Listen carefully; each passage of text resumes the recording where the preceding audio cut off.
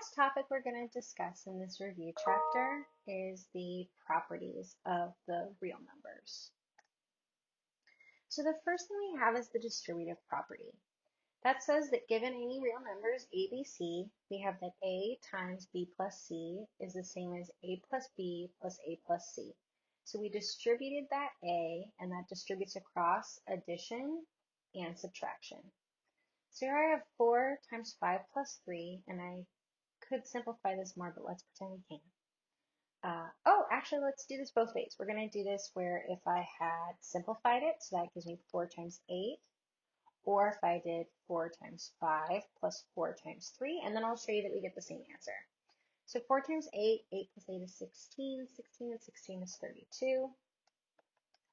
4 times 5 is 20, plus 4 times 3 is 12.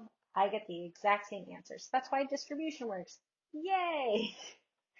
I'm so sneaky. Okay, if I have negative 2 times x plus y, that's going to give me a negative 2x minus 2y. If I have negative 3 times 2a, that's going to give me a negative 3 times 2, which is a negative 6a.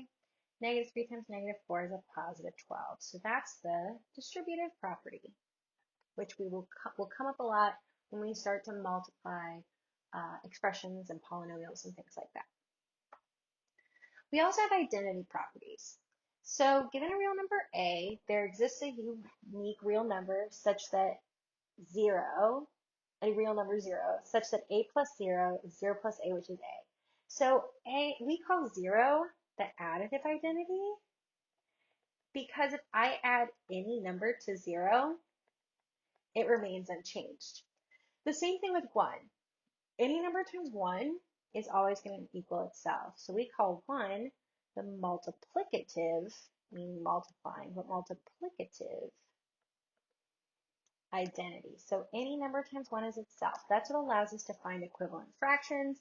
Like I said, 1 is the most powerful number. We've got additive inverses, which we talked about before. We call numbers such as a and negative a additive inverses. They undo each other. They get us back to our origin, or the additive identity, which is 0. We also talked about multiplicative inverses. These are also known as reciprocals, which we talked about earlier. If I have 1a, a times 1a is 1, and they're multiplicative inverses because they get us back to our multiplicative identity, which is 1. Here's some basic properties of addition. So like I said, any number plus 0 is just itself. If a and b are any two numbers, then a plus b is the same as b plus a. We call this commutative, right? That means that if I took 2 plus 3, that's the same as 3 plus 2. It's not going to change. We also have an associative property, i.e. that means that the changing of how we group numbers doesn't change the sum.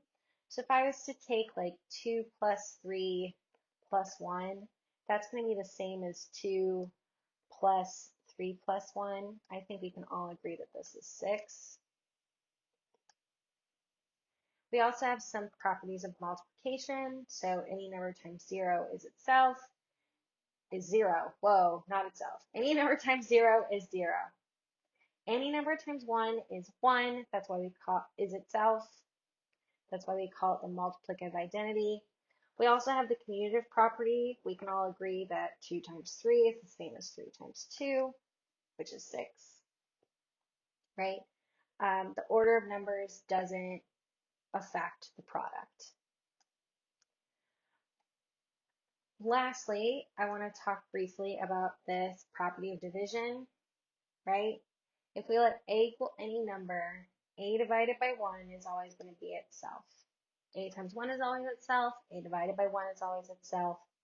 But we can never divide by 0, because you can't take something and divide it up into pieces of nothing, right? It breaks all of mathematics. I don't know if Siri still does this, but if you used to talk to Siri, she would, if you ask Siri, hey, why can you never divide by 0?